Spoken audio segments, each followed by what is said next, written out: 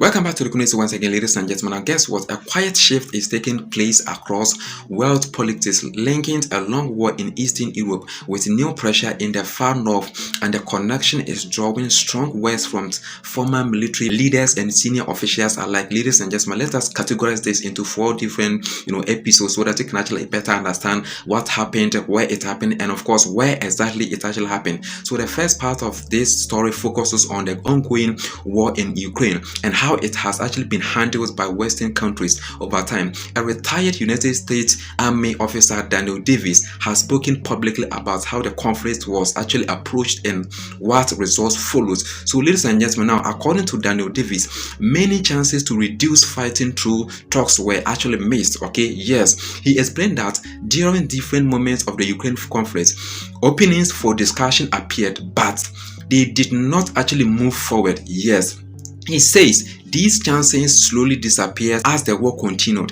He says, and I quote, "Every time there was an opportunity for a diplomatic solution to the Ukraine conflict, the US rejected it. We said no, we don't want that. We only want Russia to lose," which means that to be weakened, okay? And every time, let's now take a look at a little bit at that. Every time there was an opportunity for a diplomatic solution to bring that war to an end, we rejected it. We said, no, we don't want that. We only want Russia to lose. Well, here's the thing. We had had all of these decades of saying, I don't care what Russia says, we want them to be weak. And so we'll do what we want, and they're not powerful enough to do anything, except now then that's not the case anymore. Now Russia's not so weak that they can't do anything.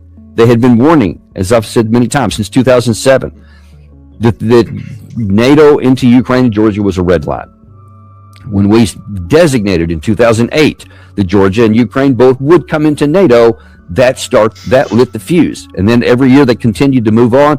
The NATO continued to expand after that, got up into the Baltics on the Russian border, but those two were the big ones. And Ukraine, above all, was the big red line because it was the invasion route that had been used twice in the previous 2 centuries and made an easy access into Moscow, and of course shortened the distance for missile flights should that ever be done by the military alliance. And Russia said they're not going to let that happen.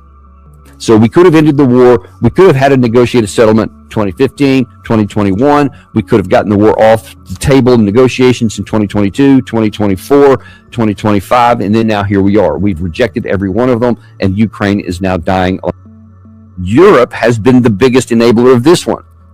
The Biden administration did nothing but try and defeat Russia through the vehicle of Ukraine. So Daniel Davis actually explained that instead of placing focus on talks, the approach became centered on pressure and confrontation.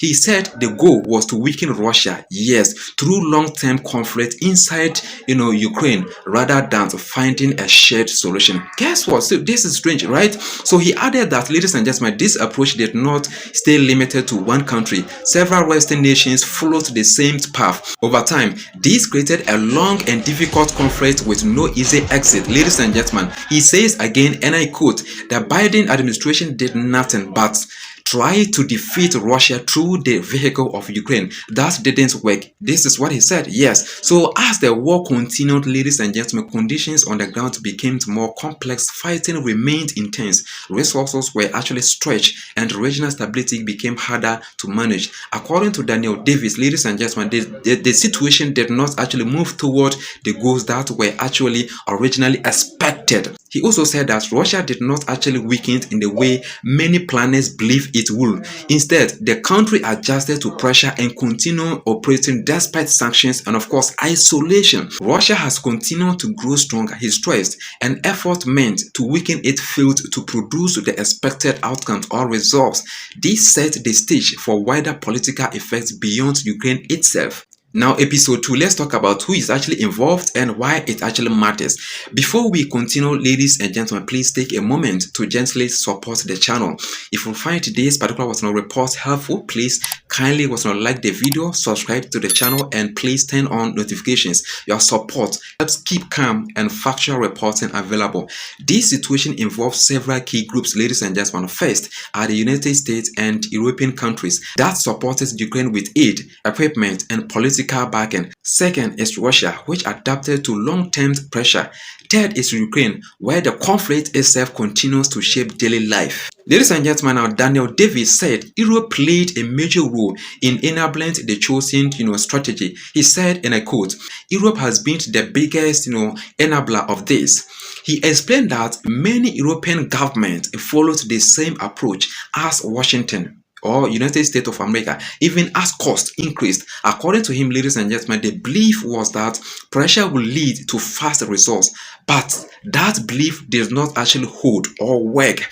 As time passed, ladies and gentlemen, energy prices changed, trade routes shifted, and of course, public spending increased. These effects were not limited to Ukraine or Russia. They spread across Europe and of course reached North America as well. Daniel Davis said the outcome, matters because it shapes how future conflict may be handled.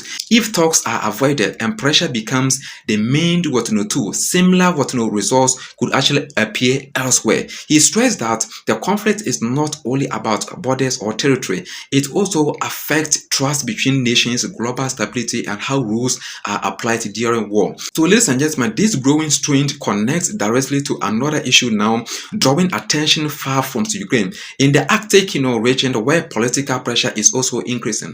Now, episode 3, ladies and gentlemen, let's talk about the context, the balance, and the wider reactions. So, the second part of the wider stay focuses on Greenland and, of course, growing tension between the United States and European allies. Now, recent public statements from the senior U.S. officials and political allies of the president have brought Greenland into global discussion. Yes, so tariffs on European countries have been announced, with the rates starting at 10% and plans for higher levels later. On the U.S. push to acquire Greenland, this just in, President Trump posting on Truth Social that he is serious about putting tariffs on countries that do not support the United States acquisition.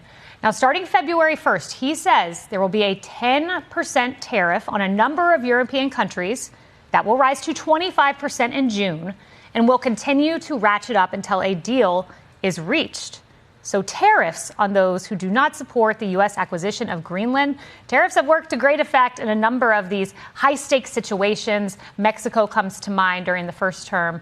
They put troops on their northern border after Trump threatened tariffs. We will see what these European countries do. We'll keep a close eye and keep you abreast of any developments. So these, measures affect countries including Denmark, Germany, France, and the United Kingdom. The pressure is tied to long-standing debate about defense costs and regional security. Yes, so a senior political advisor to the U.S. president criticized European, leaders for relying heavily on American defense support whilst holding firm oppositions on Greenland. Greenland is essential for America's national security. The new domain of international competition is going to be polar competition. That is where more and more resources are being spent by our nation's adversaries and rivals, is the ability to control movement, navigation, lanes of travel in the polar and Arctic regions. Greenland is 25% larger than Alaska. Greenland is the size of 1/4 the continental United States. With respect to Denmark, Denmark is a tiny country with a tiny economy and a tiny military. They cannot defend Greenland. They cannot control the territory of Greenland. Under every understanding of law that has existed about territorial control for 500 years, to control a territory, you have to be able to defend a territory, improve a territory, inhabit a territory. Denmark has failed on every single one of these tests. So they want us to spend hundreds of billions of dollars defending a territory for them that is 25% bigger than Alaska at 100% American expense. But they say, while we do this, it belongs 100% to Denmark. It's a raw deal. It's an unfair deal. And most importantly, it's unfair to the American taxpayer, who have subsidized all of Europe's defense for generations now. American dollars, American treasure, American blood, American ingenuity is what keeps Europe safe and the free world safe. And Donald Trump's insisting that we be respected, Sean. He said European countries benefit from U.S. protection but do not carry equal responsibilities or duties. According to him, ladies and gentlemen, U.S. taxpayers have supported Europe's security for many years. and are now expected to found, protection for Greenland as well. The advisor argued that Denmark cannot fully defend, manage, or develop Greenland on its own under modern conditions. He said the current setup places a heavy burden on the United States of America, yes, or Donald Trump. So at the same time, ladies and gentlemen, European leaders continue to say that Greenland remains under Danish control based on history and law. Yes, so these disagreements reflect a wider pattern, just as with Ukraine. Differences over responsibility or duty, cost, and leadership are becoming clearer between allies. Yes, so these tensions show how military, economic, and of course political issues are now closely linked across regions, ladies and gentlemen. Now let's quickly talk about episode 4, so that you can actually better understand what this means going forward, or henceforth. So taken together, these events show a shift in how global power and cooperation are being tested. Yes, so the comment from Daniel Davis highlights one concern, that avoidance talks can lead to long conflict with unclear results. His words suggest that strength alone does not always bring the outcome leaders expect. Yes, so at the same time, ladies and gentlemen, disputes over Greenland show how defense and cost sharing remain sensitive topics between long-term partners. Pressure through tariffs and public statement adds another layer